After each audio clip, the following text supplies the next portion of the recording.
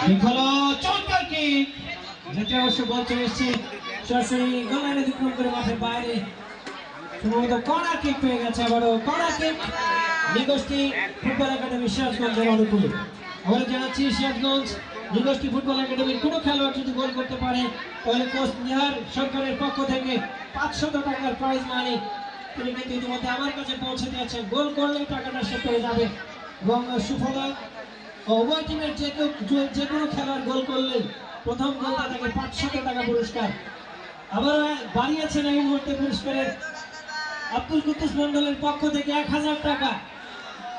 এই ইউনিয়নের যিনি বাসিন্দা তিনি কিন্তু ইতিমধ্যেই 1000 টাকা পুরস্কার ঘোষণা করেছেন। দেখা যাক গোলটি কেউ করতে পারে কিনা, দেখা যাক গোলের সুযোগ